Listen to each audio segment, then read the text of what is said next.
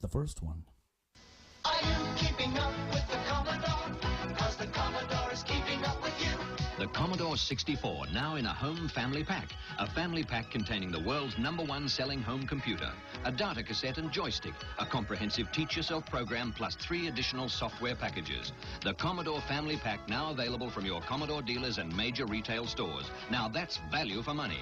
Are you keeping up with the Commodore? 'Cause the Commodore is keeping up with you. The Commodore has always been managing to keep up with us because I didn't buy it on the first try. Perhaps the second commercial would convince me further. Or anyone interested in buying it right now. Are you keeping up with the Commodore? 'Cause the Commodore is keeping up with you. In a world of fun and fantasy and ever-changing views and computer terminology, Commodore is news. Are you keeping up with the Commodore? 'Cause the Commodore is keeping up with you. No doubt, and that was the best one, wasn't it? The second one, I like that much, much better. Are you keeping up with the Commodore? 'Cause the Commodore is keeping up with you. Yeah, I almost had the audacity to stop it midway, and I did. That was terrible. Cracks never do that thing again. You'll scare the crap out of us old kids.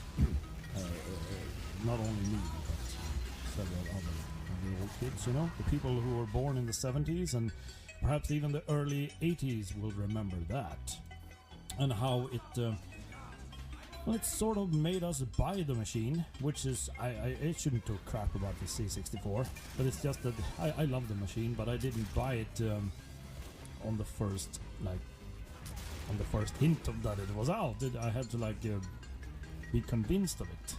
Me and my father, actually, the one who bought it for me, you know. Because when you're like 10 years old, you can't afford a computer. So you'll either have to work your ass off in the yard or shoveling snow for half a year to be able to afford it, or have a very generous parents, which I do, by the way. My father was very generous with me. I just had to nag a while, a week or two until I got it. So. Not much show snubbling there on my part, but you get my drift, of course. Yeah, so 2 commercials in a row. At least they were very similar. I just wanted to confirm in my brain and therefore in the sound waves as well. So yeah, unfortunately got to hear it, but I think the second one was a little bit more catchy, and it didn't contain all that why kids have to buy the thing. It's more like a if you can audio-wise convince the people that this is a good computer and you must have it. Don't do it by persuasion or by nagging to the customer, but rather have a funny jingle or a gimmick or music-wise. All right, so enough of that BS. I think we're almost at the end of the first hour. So yeah, I did promise I would tell you a bit about the people dying and all. And I shouldn't really use a happy tune while I'm speaking of death, should I? No. I'll change that. I'll fix that right away. Okay, we choose this one a bit creepier. Some kind of, I call it a creepy elevator music. I have no idea where it's from. But anyway, that is besides the point. Well, who have died? Who or whom have died recently? Well, I'll start off by mentioning for all of you people who Boss might have mentioned this. I didn't listen throughout his show last night. He might have already covered this. But 5 days ago, the director to Poltergeist and the Texas Chainsaw Massacre died in, natural causes. He died of natural causes. His name is, of course, Tobe Hooper. I'm speaking about Tobe Hooper, the guy who is mostly well known for the Texas Chainsaw Massacre original and Poltergeist. A British newspaper, The Guardian, described the Texas Chainsaw Massacre as one of the most influential films ever made, and that's true. It stirred up a big controversy and the censor debate in the early 80s, I believe, sparked mainly because of this movie. I shouldn't say partly, but mainly because of this movie.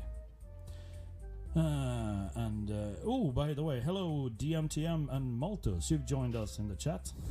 Hello to you. And yeah, I was speaking. I'm talking about Tobe Hooper, the famous American director who died in his 70s. What was it? 74. That's what the internet tells me. 74, and he died of natural causes. So no illness or anything like that. Natural causes. Oh yeah, Wikipedia confirms. Natural causes, he died in California 5 days ago. So for anyone who have grown up with the Texas Chainsaw Massacre, they kill people with that chainsaw. It's fucking Leatherface. Any nerd out there would recognize that movie and all the controversy that it sparked during the early 80s. I can't remember the exact year that movie came out, but 1974, a year before I was born, actually. The damn movie came out before I was, well, I was an embryo even. So yeah, that, and of course the Poltergeist series. That little girl watching the TV set and it's like she's drawn into it. And I was never a fan of Poltergeist myself. I just remember a cute little 4 or 5 year old long blonde hair girl. She's sitting like in front of the TV and like acting like, oh, I want to be in this world. Yeah, she looked like she wanted to crawl into the TV set.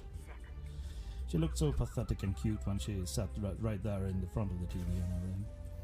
But I was never really a fan of the Poltergeist thing. But the Chainsaw movies, oh yeah. That defined the splatter genre completely. Not the Halloween series, but the Texas Chainsaw Massacre. Oh yeah. So we'll miss you, Tobe Hooper, and I hope you'll have a great afterlife if you were a religious man. I'm not sure if you were an atheist or if you were religious, but for those of us who are religious, we will most certainly grant you the front seat of the house. And Coopdot says, videovåldet. Yeah, that's correct. The video violence debate. The video violence debate was mainly sparked because of Tobe Hooper. So may you rest in peace, old fella. Malthus says, no, he did a request actually, but he also says, because he texted me on the phone, that he came back from Poland. Malthus has been on a short vacation in Poland. I have no idea how long he stayed there, but he's back from Poland, he says, and yeah, hope you had a great stay over there. Drinks are cheap over there, we all know that. So, well, glad to see you're back home safely and installed and everything, and listening to this tripe and excusable live show. So, should I go on right about now to the next request? No, I shouldn't, because I still have another deathly kind of news, sad thing to announce, and that is that one of our dear, we're speaking locally now, one of our dear Swedish actors and musicians, Janne Loffe Karlsson, died today, actually, on August the 31st. That is today. Or actually, he died in a hospital during the night between the 30th and the 31st. Yeah, so less than a day ago. Yeah, he's for those of you who are non-Swedish, I might say a few words about the man. He did a few very great Swedish movies, mostly Swedish movies. I can't remember the guy making one singular international movie, but it was mostly Swedish movies, and he was an excellent drummer in a band called let's see, what's the band called? Hansson and Karlsson was the band. It was back in the 60s the late 60s or the early 70s. He was in a band, jazz fusion / psychedelic rock music band. Yeah, Hansson and Karlsson. But he's mostly known for his warm and charming and personal type of humor. He really appealed to the Swedish people during the 70s and 80s. I watched most of his movies. The most famous ones should be Repmånad and Göta kanal. And by the way, speaking of Janne Loffe Karlsson, I have a little sound clip I should play. I could play it. I mean, I don't know if I should, but I could. Where was it? It's from one of his movies. It could be from that which I mentioned, Repmånad, but I'm not sure. It was a kind of military parody of how useless the Swedish military was, even back in the 70s. So, yeah, here we go. We should listen to this. 8 öre kostar supen! 8 öre kostar supen! 8 öre kostar supen! Upp på Alta! Lottes krog i Göteborg! Olsson! Guten Morgen, kamrat! Kein Krieg! Olsson lyckas bli full. Ser gut, häst och vajbranten högt i tak. Direkt! Följ med här nu. Ja, försök att gå upp rätt. Det var jävligt kul, grabbar. Vi syns igen. Ha det bra. Hälsa Adam från grabbarna. Hej på er, jävla fikontrampare. Hur är det egentligen i Olssons stridsstuga? Ja, visst. Jag bara låtsas att jag har lite för att så jag skulle kunna komma åt och titta till båten.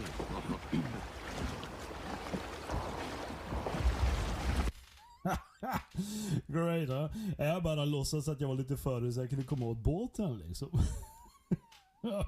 Awesome stuff, really, really. Yeah, and that concludes my little deathly report for this evening. That's Janne Loffe Karlsson you heard there, mainly in the background. I don't believe it. Either was it from like Repmånad, or that was made in the late 70s, by the way, or it was from where the Swedish summer event or something like that. I'm not sure. His repertoire of movies were not all that extensive because he was mainly a musician. He was like partly a musician, partly an actor. A little bit of both. But actually, he was born in the late 30s, and his first movie, that would be his debut, was Anderssonskans Kalle in 1950. I haven't seen that one, but he was only like 12 or 13 years old, so he was obviously a child actor by then. And then mainly throughout the 70s and most of the 80s, he did like 12, 15 movies or something. And then of course Göta Kanal, as I mentioned, got two sequels.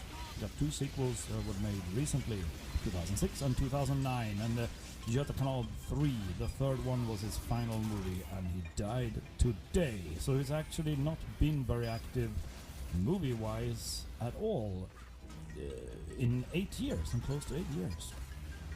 That might be mainly because the poor fellow died of liver cancer, so he was sick the past 2 years.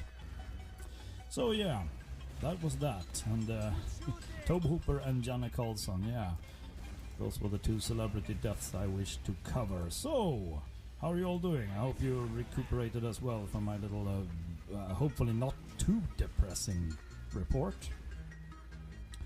And now I have a request, actually. It's from Banan. Banan, he wanted something happy, upbeat, Flimbo Quest remix, please, or mix. It's been a while since I heard any Flimbo's Quest remixes, but I'm quite sure that I'll just reduce that one a little bit. Can't rely on these old virtual DJ versions. I think I'm using version 6. Or was it 7? I'm not sure. 6 or 7. I really should upgrade my broadcaster program. It's not the best, it's very amateurish, but at least it holds water so far. We haven't sunk yet. I think I'm gonna play the Sir Nuts version. Sir Nuts made a quite an interesting, fairly upbeat, I should say, version of Flimbo's Quest. Let's just hear that one for starts.